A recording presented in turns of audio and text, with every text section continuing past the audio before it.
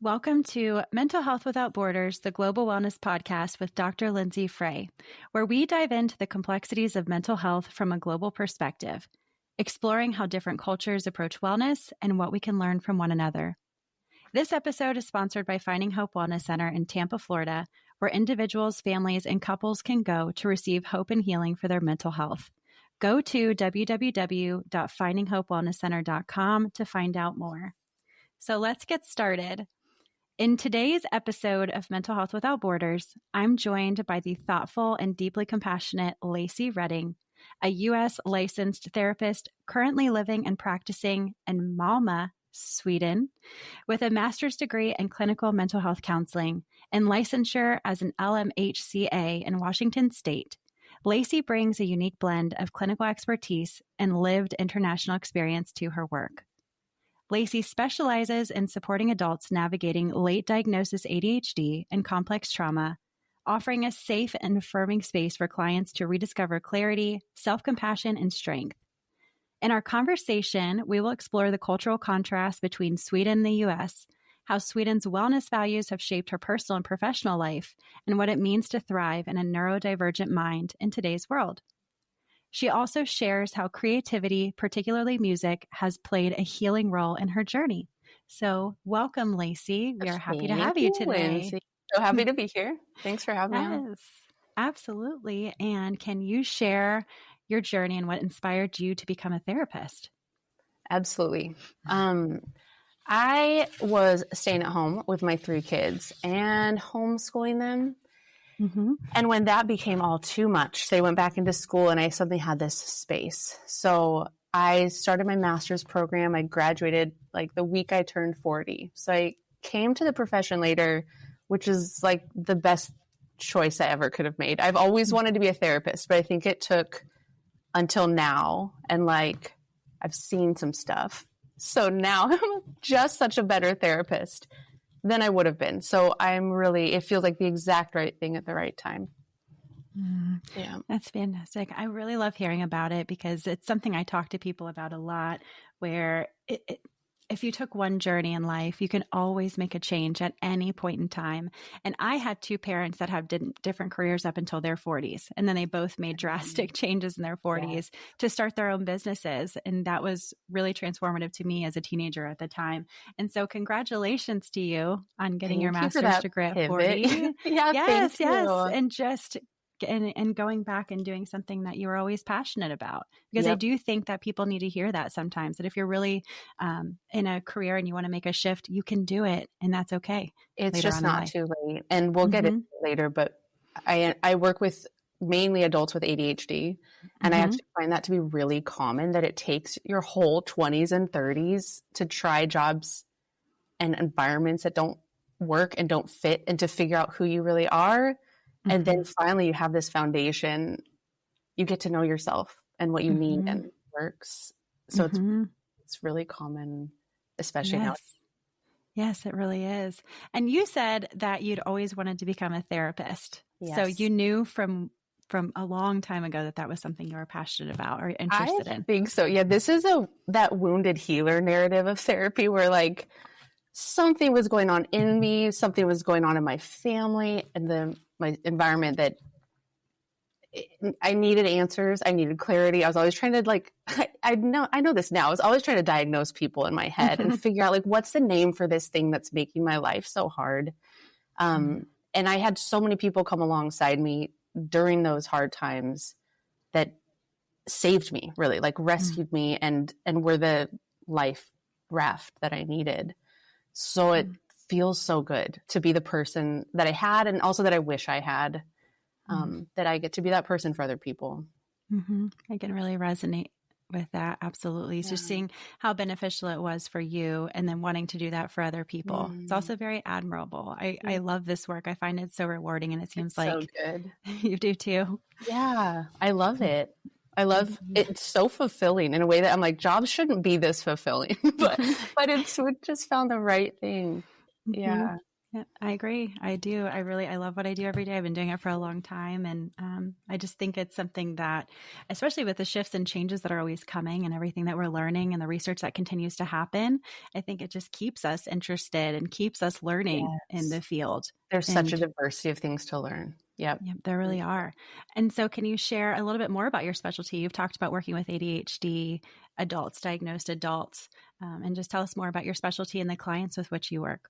Yep, definitely. I work, mainly with adults who have ADHD or suspect it. I get about half and half.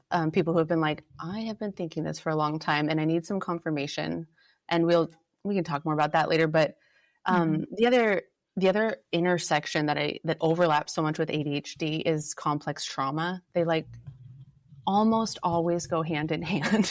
People almost always have both when in the mix somehow. In my experience. So I have put time and energy into getting educated and getting experience there as well. So that I can kind of approach therapy sessions as therapy/coaching.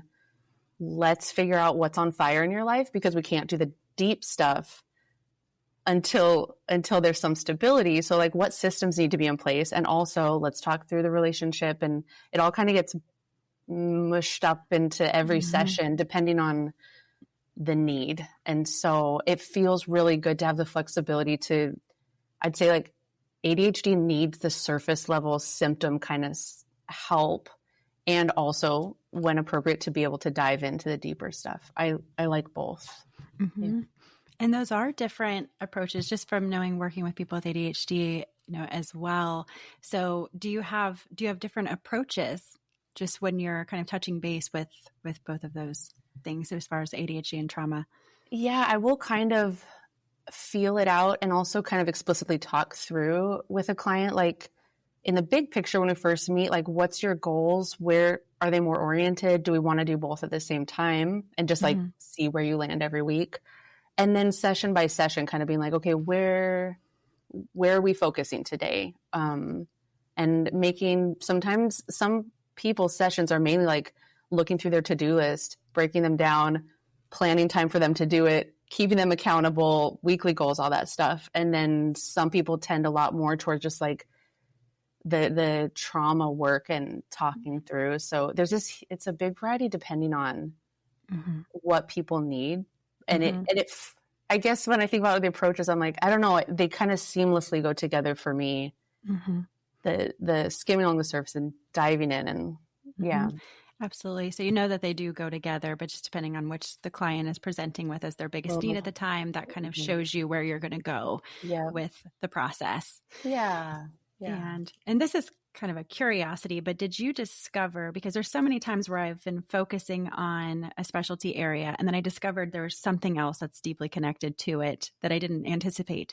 So did you find that trauma was connected through your work with ADHD primarily? Did you start to see those connections over and over? I would say this is far more personal than professional. The combo lives inside me, and I have done so much trauma therapy work, then discovered I have ADHD, and have done work with my own therapist trying to figure out how those two kind of engines, or how those systems sometimes, they don't usually help each other, sometimes make life harder and work against each other or exacerbate each other. So I think it primarily started for me personally, just looking at the intersection of those two, and then realizing as I look outward to my clients, I see it there too. And it's not relevant for everyone, but there's piece of it. A lot of it feels very familiar, and Yes. And who better to talk to people that are going through those same things and someone that is experiencing it. So that work can be so much deeper and relatable if you have aspects of it that you can understand in a real deep way with your clients. So so you connect there. And I'm wondering too, because I do a lot of diagnosing for ADHD. I do a lot of psychological evaluations, diagnostic, these kind of things. And I'm wondering with your clients that do have ADHD or trauma, are they coming in with a diagnosis, or do you have a way to kind of screen them for it? Does that make sense when that's your primary specialty?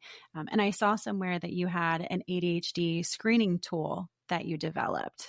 As I was meeting with clients, I gained an interest really quickly in being able to help them answer that question.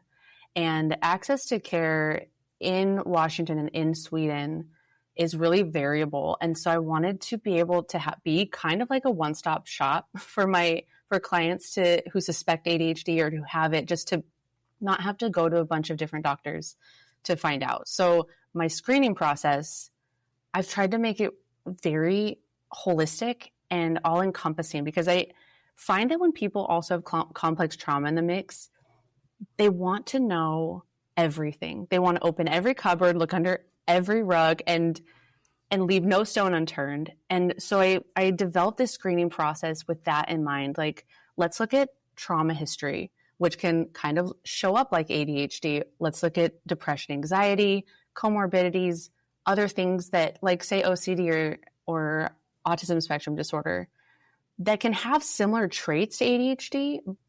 So let's look underneath to see, like, we're going to notice a symptom and then try to figure out, where is that coming from? Is it ADHD, or is it something related in the mix? I look at family history and medical history, and I really love creating a narrative with my client as we talk through their life and what they've observed, to create a holistic picture for them, that they walk out with this clarity, not just about ADHD, but kind of like other elements and other pieces and how they got to this place where they are today, and then next steps they can take to go forward in this journey they're on. Mm-hmm. It does sound like a holistic and complex process, but deeply personal, meaningful, and I'm sure helps them make significant shifts in their life. Yes. I think, and so, for some people, the reason I love these screens so much is the first time that some people have been validated in their experience of having ADHD, and I can really relate. So I'm like, does it feel kind of like this? And they're just sometimes crying, like, that is exactly how it feels. And I've never felt so seen. And it's just a pivotal moment for them. And I love to be part of that. Mm-hmm. Yeah. Yes. I like that part about being able to identify diagnosis as well for people and provide that clarity. And I do find that sometimes people are afraid of what they call labels. As far as diagnostic labels, I'm sure you probably talk to people about that I don't want to be labeled. But what I try to explain to them is we're giving what you already have in experiencing a name and identification. And then we're helping you very specifically with that when we're identifying it. Like you would go to a medical doctor and you might have these certain symptoms that could fall in multiple buckets. They do a diagnostic process in order to figure out exactly what it is, to then give you the right pill or medicine or approach to be able to help yourself feel better in a medical way. And that's what we're trying to do. We're just trying to figure out what that name is so that you can understand it. You can read about it, you can get support for it, and then you can have a path through. You can have a treatment that makes sense. Like, you can't talk therapy yourself out of having ADHD symptoms. So, like, you could spend years, barking up the wrong tree, so to speak. And we want people to feel like not burned out, that their efforts towards mental wellness are in the right direction. And I think that really helps. Yeah. Yes, I think that's a great line. Their efforts towards mental wellness are in the right direction. And so what's one thing you wish more people understood about ADHD or complex trauma? Maybe people that are on the outside kind of looking in. Or is there something that you wish that they understood? Yeah, definitely. And this actually kind of leads us towards Sweden versus the US, as we're talking about stigma, and there's difference in how ADHD is approached here. And I think that especially for European clients, But for everyone, the thing I want people to know about ADHD and complex trauma is that they're both real, even though they're invisible. And some people with ADHD get so good at their coping skills and at keeping life together, but it's just exhausting. And so their ability to function well is almost a detriment to them. And particularly in the Swedish system, they're very conservative about giving ADHD diagnoses. Even when someone's checked all the boxes, they can say, yes, you've checked all the boxes, but essentially your life isn't falling apart enough. So you don't get the diagnosis and you don't get the treatment. So good luck out there, kind of. And this has created that passion in me for the screening and for supporting and for helping people advocate. But I see it in small and big ways in all of my ADHD and complex trauma clients. Like, this is a real thing. It's this backpack full of invisible bricks you're carrying around. No one else can see it, and you can't even. So you have to remind yourself that this is there too. And it's hard because it's hard. We're all climbing the same mountain, but you've got this weight on your back. And that's why you're looking around like, why does this look so much easier for other people? In ways it is, but it's invisible. And so I think just that it's real. It's a real thing that matters and deserves treatment and care. Yeah, that's very special. It's very special and very important to say that it's real and it matters. Absolutely. Both for them to understand and then for others too to understand. And let's shift to that, because you did move from the US to Sweden. Where are you from originally in the US? In the Seattle area. In the Seattle area? Okay, fantastic. And what led you to move to Sweden, and what has surprised you most about the culture there? Yeah, great question. We have always wanted to live abroad. My husband and I and our kids, I have 3 kids and the oldest is 13. And we were watching the time run out when we could take them in our minds, and we could take them away with fewer repercussions relationally with our kids. So we just thought, now is the time. It's now or never. No one's going to give us permission. There was no job that was like, oh, sorry, you have to move overseas. So we just had to randomly decide. And so my husband was looking for jobs. We got a visa sponsored. It was a whole process. Sweden was partly a logical choice that he could get a visa working in English. He didn't have to learn French or Italian fluently to get that visa. Also, it looks and feels like Seattle. It's really crazy. It's just flat as a pancake down here in southern Sweden, but otherwise the culture is similar. And that all felt really like we could integrate. It would be different enough, but not so different. You know what I mean? It's a good middle ground. I had heard before we moved here that Swedes were very reserved and like, don't say hi the first time you pass your neighbor, like you might scare them off, kind of like feral cat kind of. And when I got here, we actually have made Swedish friends. Our neighbors had a block party that lasted 7 hours the first month we got here. We've had a little bit of a unique experience from what I understand. So I think we landed in this neighborhood with some really cool people. Luckily, I'm pretty good at connecting and reaching out and kind of forcing friendship. So that's a piece of it too. But so I think about Swedish people, they do seem a bit reserved, but they like really let loose in the right context. And they are hilarious. And I've been to like a friend's house party with a DJ in the living room, like having these moments where I was like, I didn't even think I'd have any Swedish friends. And then I flash forward to this moment I'm in, be like, if my former self could see me now, I'd be like, don't worry. It's going to be, they're really cool and they're not all closed off. And so that was great. One thing that's hard that surprised me, they don't plan events spontaneously, like, let's go get a drink. What are you doing tonight? What are you doing next weekend? You have to plan like 5 to 6 weeks in advance for outings, which I'm going to tell you with ADHD is like horrible. Because I'm like, I don't know how I'm going to feel in 6 weeks. I don't want to commit to you. I know how I feel today and I would like to go out today. So that genuinely kind of sucks, but we're getting used to it a little bit. Yeah. Mm-hmm. Trying to get that calendar up and running. Yeah. Looking way ahead. Yeah. And are there cultural traditions or wellness practices that you've adopted or recommend or would recommend?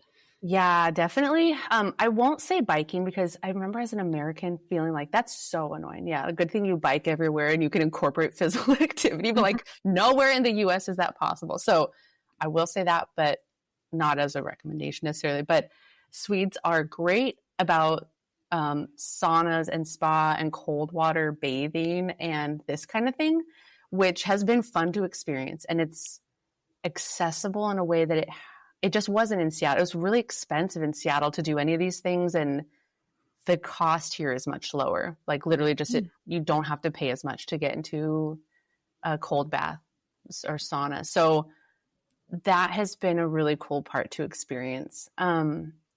Sweden in general is just, they figured out how to incorporate physical activity with the whole family. Like I have family friends doing karate as a family, right? Or this mom's doing ballet with her daughter. It's really inclusive, and they have school breaks that are just for, it's called like sports break. And you're encouraged to go skiing or get out in nature. It's a whole culture built on being outside, moving. So that's been pretty good. There are two that came to mind though, Lindsay, that are not traditional wellness recommendations, but Please have tell been me. great. I Okay. want to know. I'm going I want to know. practice my Swedish. I apologize to any native Swedish speakers. The first one is Fredagsmys, which literally means Friday cozy. And there's a tradition of like having pizza or taco, basically family night, movie night, game night every Friday. So you'll get snacks and prepare for this. And it's every Friday. And it's very nice to look forward to. The other one is, I'm going to try this one too, lördagsgodis, which means Saturday candy. And I stumbled upon this when we were in Stockholm 2 years ago. We were at the grocery store and they have huge bulk bins of candy. But the only people standing at the bulk bins are adults deciding what candy to put in their bags. And Swedish adults have a candy culture. But for health reasons, the government had this big push in the 60s to confine it just to Saturdays because people were getting so many cavities and like diabetes and stuff. So now they have Saturday candy ritual where you'll go and you'll fill up your bulk bag of candy. Almost always adults deciding. Grown people putting their candy in the bags, and then you just eat candy all day Saturday. And when I was eating my Saturday candy and like biking around the city, I felt like adults get to play here and don't have to leave all the kids stuff behind. And that's so cool. So those are two really great ones. If we ever move back, I will definitely keep those two. Yes. Yeah. I think that those are really, really great. And I wonder if they have to finish it. Do you have to finish it on Saturday? I know, otherwise it gets done. Is there a rule? I know an urgency, right? It'll get stale if you wait till next week. You're like, guess I gotta eat it all. Gotta eat it now. Yes. I know. I love the Friday cozy too. But also the what you said really resonated with me with like working out together or doing activities together. You know, my son's been asking about taking boxing lessons, and we saw this class yesterday that was encouraging parents and kids to do it. And it was just yesterday, and I thought that's such a great idea. Maybe I should do it with him and he would enjoy it, and it would be something that we would have together. But that's something that they do in their culture, and I think that just encourages family time, togetherness. Yes. It really is. And you don't have to sit and watch your kid have fun. Like it's the same thing. Like you get to go play too. And it just helps everyone's wellness. And And who says that has to stop? Like who does? Who's the person that's saying it ends at this age? No more candy, no more fun. No more fun, just responsibilities. And I'm like, no one wants to be an adult like that. Yes. And Sweden it's praised, and it's something that I've heard over time for their more balanced lifestyle and emphasis on well-being. And I'm wondering too about their work-life balance. Is there anything that you've seen that's been similar or different to our culture as far as work-life balance? Yeah, I will say it is all true. What you hear about Sweden in this way is they're so family oriented. Like if you're like, my kid has a 3 p.m. doctor's appointment, I gotta go. Like no one blinks an eye ever. It's valued and honored that you would do that. So the society supports you. What I thought when I came here would be like, the Swedish people are just always chill. I thought that's what it meant. And what I'm seeing is they work really hard. There are times and seasons of like, they might be even working long hours or whatever. It's not super long, but like, you know, it's still within reason, but it's balanced with these long breaks. Like most adults I know are taking 6 to 7 weeks off in the summer. So that's a real, it's not a myth that we hear over in the US. Like that's real and it's built into contracts, and like nothing gets done in the summer. You can call no one and get no business done because everyone's out and it's quiet in the streets because everyone's on vacation. So it's not that that they're never stressed or busy. It's just that there's margin enough built in with breaks or with shorter days to compensate and to recover from the busyness. So it's just not relentless. You always have something you're looking forward to. And even in small ways, they have figured out this other tradition I was going to mention. It's called fika. And it's basically like a coffee pastry break. Whenever you want throughout the day, you can have this multiple times a day. So I can ask my neighbor, like, it's a verb actually, do you want a fika? And it could be in the afternoon or it could be at 10 but they're built in, and you just sit and you enjoy some coffee and chocolate, and you know what I'm saying? So it's not even in the macro, it's day by day finding those breaks, which I have started to incorporate since I've been here. Like, I don't have to work straight through. It's important to rest and have my coffee. Yes, it is. And almost like having permission, I guess, being allowed or having permission, giving yourself permission. Society agrees with you that you need that break. Yes. Yeah. And so for people that are living in the US that are listening, it's, you know, if we have these options too, are we taking them? Or are we going, I have a few minutes, let me do this other thing I have to get done? Or are we giving back to ourselves in those few minutes? These are things that we could start practicing at any given time if we give ourselves permission or allow ourselves to. It's just kind of like swimming upstream. Like it's going against the current of the US culture. I remember even my husband, before we moved over, his company had switched to unlimited PTO. And it was like, as long as you get your job done, take whatever you want. And he was like, people are so divided on my team because there's a discomfort about taking this benefit. You have to kind of own your own rest and your own breaks. And some people hated it. They're like, no, tell me when to rest and when to work, and give me permission. I need permission. So if you have this kind of flexibility in your work, exactly. I would encourage you to examine why you're not taking it, if you're not taking it. You know what I mean? Yeah. I heard the same thing when they were offering more unlimited PTO to jobs. It was almost a stressful thing where now people they didn't know the game. They didn't know if this is too much or if it's not enough. And so I think end up taking less than they would have. Yes, that's what I've heard. Very interesting. But again, it's so cultural, you know, this push towards productivity that they really just don't know how to operate in that kind of free space. And I wanted to touch on something before we left our time, which was music, because we had mentioned kind of music in your intro being part of your healing journey. I love music. I always have music on or I'm singing around the house. But what about you? How does music play a role in your personal and or your professional life? Yeah, thanks for asking. I have always had music as part of my life since I was little in different ways. And I kind of lost it, as many people do, when I had kids. You're just in survival mode. But when I started my master's program, I suddenly found myself in need of some sort of outlet. So I started writing songs and getting back on the piano and got a keyboard and just writing songs, especially during my internship when I was completely emotionally taxed and overwhelmed, was this way to make my feelings tangible, to put it outside of me somewhere else.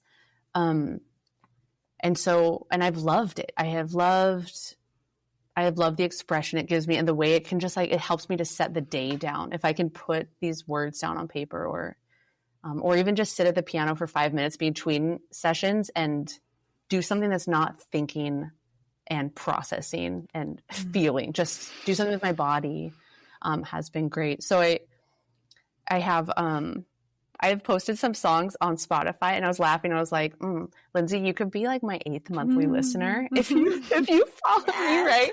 It is a very small project. I could get like 8, 9, and 10 probably in one day. Okay, it is everyone listen up. Project. Yes, guys, I need you. Yeah, and it's been so collaborative here. So now that I'm landed in Sweden, I'm like, gosh, I'm not someone who can sit at home and just make music by myself and feel satisfied. Like, I need to connect. It's this deep thing in me. So I've been reaching out to musicians here and just desperate to play. So to get that part of my life back going that kind of paused when we moved here.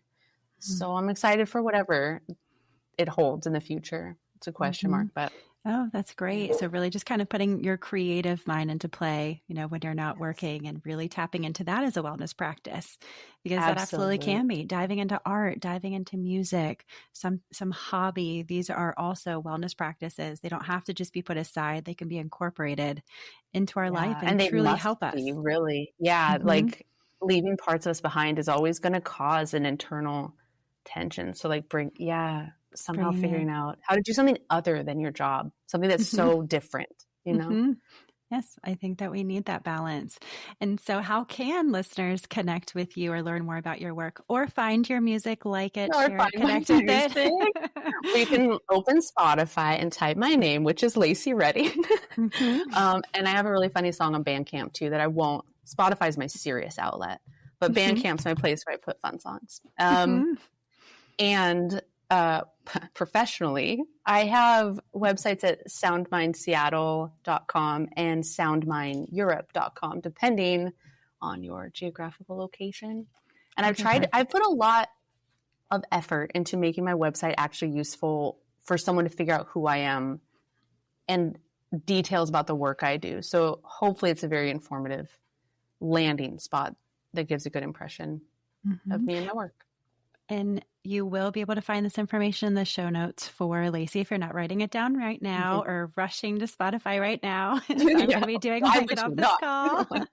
Exactly. But thank you so much for joining us today. It's been a pleasure speaking with you, Lacey, and hearing more about your work and your passions and your transition over to Sweden, and just generally learning about Swedish culture. I know people are interested as well in that, if they're not able to travel, or even give them a place that maybe they want to go visit and just check out the lifestyle and see it 100%. For themselves too. And the last thing I do want to ask you before you go is, what is next for you? If there's anything on the horizon that either you're going into, you're learning more about, or just kind of maintaining what you're currently doing. Yeah, this is a great question. I am really working on building up my European business, since that's newer, and hopefully doing more of these ADHD screenings.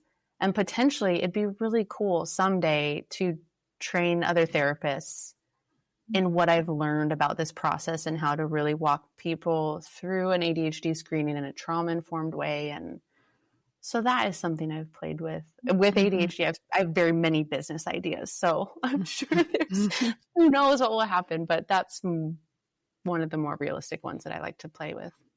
Good. And I think that it'll be important for people to follow you on that journey in case they want to learn more about the screening as well, and maybe incorporate it or even if they have something or advice or recommendations too, if they've developed something, it could be helpful. So maybe collaboration, like you said, that you love to do. I do love I that. love collaboration as well.